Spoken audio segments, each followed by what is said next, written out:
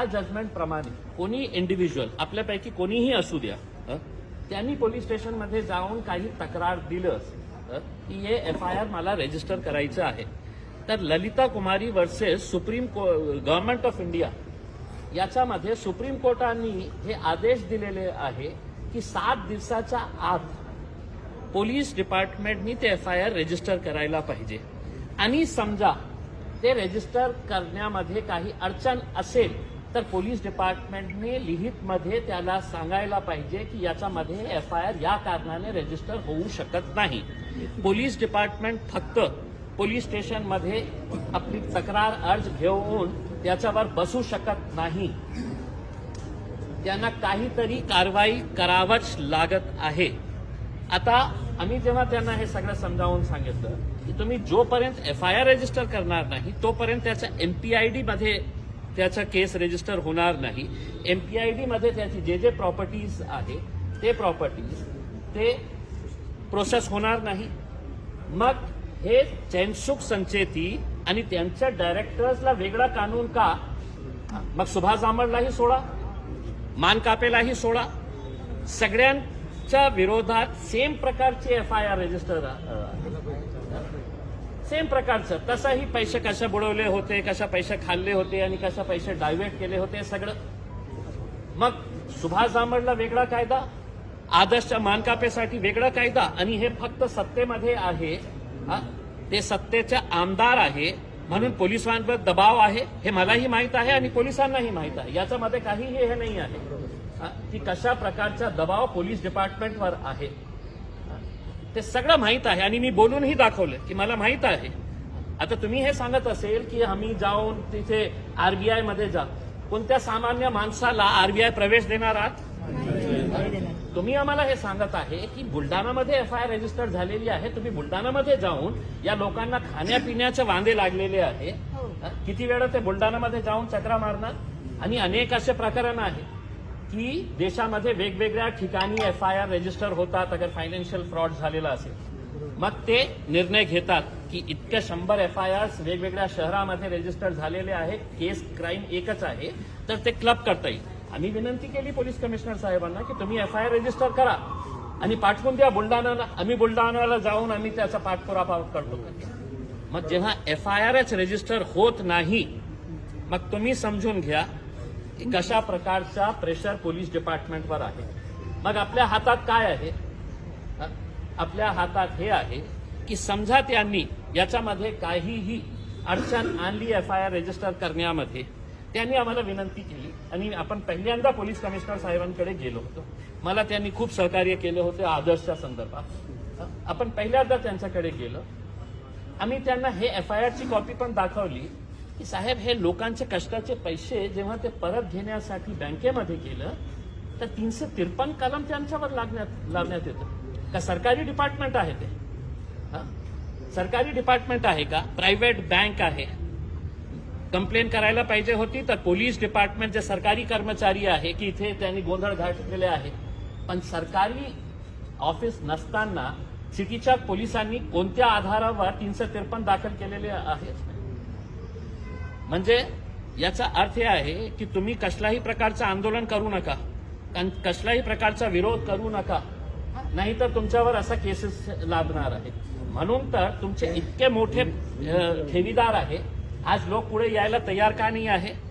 त्यांना काय त्याच्यामध्ये दिसतं की नाही इम्तियाज जलील कशाला जायचं? मग तुम्ही या पुढे, मी तुमच्या मागे राहतो. दुसरे जे लोक आहे, लोकप्रतिनिधी आपल्या सगळ्यामध्ये किती आहे त्या सगळ्यांना हे लोक दिसत नाही आहेत की एकदा त्यांच्या बाबतीत तुम्ही या, मी तुमच्या मागे राहतो. पण हेही नाही करायचं कारण तुमच्या फक्त सत्ताधारी खूप मोठा पैसेवाला माणूस आहे ते चैनसुख संचेती, मग पैसे देणार नाही असे. तर आम्ही पोलीस कमिशनरांना सांगितलं की साहेब ठीक आहे, आम्ही पहिल्यांदा तुमच्याकडे आले. मग त्यांनी आम्हाला हे सांगितलं की मला थोडासा टाइम द्या, मी स्वतः माझा लेटर हेडवर बुलडाणामध्ये जे त्यांचे ऍडमिनिस्ट्रेटर आहे बँकेला पत्र पाठवतो की यांचे पैसे कोणीतरी सांगितले की ऑक्टोबरमध्ये 50% मिळणार होते. त्यांनी पत्रकार परिषद 1 रुपया मिळालेला नाही आहे. आपण पोलीस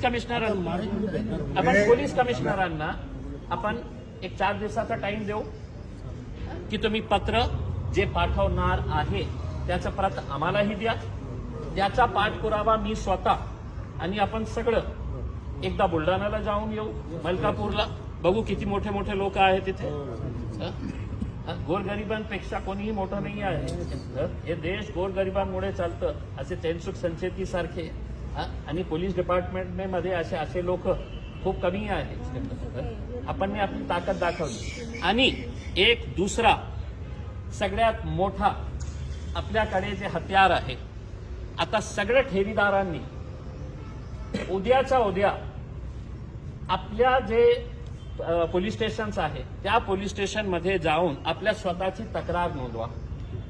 काय तक्रार? की मी इतके पैसे जमा केले होते, या बँकेमध्ये जमा केले होते आणि मला पैसा ते मिळत नाही, ते बँक मला हे नाही, त्या बाबतीत तुम्ही FIR रजिस्टर करा. फक्त तुम्हाला ते करणार नाही, फक्त तुम्ही हे करा. उद्या का म्हणतो मी की 4 दिवस पोलीस कमिशनरला आपण देऊ पत्र लिहिण्यासाठी. आणि हे ललिता कुमारीचं जे केस आहे ज्याच्यामध्ये सुप्रीम कोर्टाने सांगितलेले आहे की 7 दिवसाच्या आतमध्ये पोलिसांनी आपल्या तक्रारच्या बाबतीत FIR रजिस्टर करायला पाहिजे. तर आपण समजा 100 लोकांनी ते तक्रार दिले पोलीस स्टेशन्सला की आम्ही ठेवीदार आहे, तुम्ही आमचं फक्त तक्रार घ्या, FIR करायचं नाही करायचं ते इम्तियाज जलील करून आणतील. तर हे तक्रार तुम्ही दिली सगळ्यांनी, तर आपल्याकडे ते सगळं तक्रार आपण घेऊन मी सुप्रीम कोर्टाचा एक मोठा लॉयर लावू. आपण सुप्रीम कोर्टाचा लॉयर लावून आपण सुप्रीम कोर्टामध्ये जाऊ की साहेब तुमचा Lalita Kumari versus government of महाराष्ट्राचं जे जजमेंट आहे, 100 पानाचं ते जजमेंट आहे, त्या जजमेंट प्रमाणे हे पोलीस इकडची FIR रजिस्टर करत नाही करते. मग बघा ते कशा FIR रजिस्टर करते. तर आपण इतकं 2 वर्ष थांबलेले आहे. मला असं वाटतं की जितके ठेवीदार आहेत त्यांच्यामध्ये विश्वास निर्माण करा की आपण लढाई आपली सही रीतीने आपण लढलो तर तुमचे पैसे मिळणार आहे. 200 ठेवीदार आहे आणि फक्त 50 लोकांना हे सांगण्यात येईल की नाही तुम्ही जाओ तुम लढो करके उसके. तर पैसे जेव्हा मिळतील आम्ही हे मागणी करू की जे लोक आंदोलन करत आहे, जे लोक पोलीस कमिशनरमध्ये येत आहे, जे लोक जेव्हा आपल्याला आंदोलन करायची वेळ येणार आहे तर त्यावेळी सुद्धा पैसे जेव्हा मिळतील तर हेच लोकांना पहिले मिळतील. तुम्ही घरात बसा. आणि दुसरा तुमची तयारी ठेवा. जेव्हा कधी मुख्यमंत्री साहेब या शहरामध्ये येत असतील तर तयारी ठेवा. आम्ही तुम्हाला हाक दिली की चला चलायचं आहे आपल्याला. मुख्यमंत्र्यांना प्रश्न विचारू किंवा मोठे मोठे मंत्री आले तर त्यांना प्रश्न विचारू की याच्या बाबतीत आपण काय निर्णय घेणार आहे. आता 2 वर्ष तुम्ही ज्या प्रकारे आतापर्यंत लढत आलेलो आहोत त्याच प्रकारे तुम्ही लढत राहणार असेल तर अजून 10 वर्ष तुमचा पैसा मिळणार की आयुष्यभर तुमचा पैसा मिळणार नाही. ज्यांना जे भाषा करते त्या भाषामध्ये तुम्हाला बोलावंच लागणार आहे. ते करण्याची आवश्यकता आहे. आता आपण सुरुवात केलेली आहे. आपण निवेदन दिलेलं आहे पोलीस कमिशनर साहेबांना. या निवेदनची प्रत मी आपल्यालाही पाठवत आहे. आणि कृपा करू थोडा वेळ करा. उद्या पोलीस स्टेशनमध्ये जाऊन फक्त इन्व्हर्ट करून घ्या आणि ते सगळे इन्व्हर्टचे प्रत जे आहे ते माझ्या ऑफिसला आणून द्या. माझ्याकडे 100 हे आले तर 8व्या दिवशी मी सुप्रीम कोर्टाकडून आदेश आणणार FIR रजिस्टर करण्यासाठी. 8व्या दिवशी तुम्ही हे केलं कारण नियम आहे. आम्ही नियमाच्या बाहेर कुठेही जात नाही आहे. आणि मला आदर्शमुळे इतकं मी लॉयर झालेला आहे, इतकं या लोकांनी मला शिकवलेले आहे. पण अशा इतना अंधा राज नहीं हो सकता है. इतना अंधा राज नहीं हो सकता है. सिर्फ गरीब है हमारे को अंदर आने नहीं दे रहे हैं तो हम कुछ भी करेंगे करके उसमें. अगर गरीबों की ताकत ही देखने का है तो फिर हम वो ताकत भी दिखाने के लिए तैयार हैं. रोड पे अगर आना है तो हम रोड के ऊपर भी आने के लिए तैयार है, लड़ने के लिए भी तैयार है उसमें. बशर्ते तकलीफ आपको हुई है. आप बोलेंगे कि घर पे बैठो, मैं घर पे बैठे रहूंगा और इम्तियाज जलील लड़ेगा, तो ऐसा नहीं है. मैं आपके कंधे से कंधा लगाकर साथ में खड़े रहूंगा। आप लोगों को भी लड़ने के लिए निकलना पड़ेगा। ठीक है, खूब खूब धन्यवाद। हमारे साथ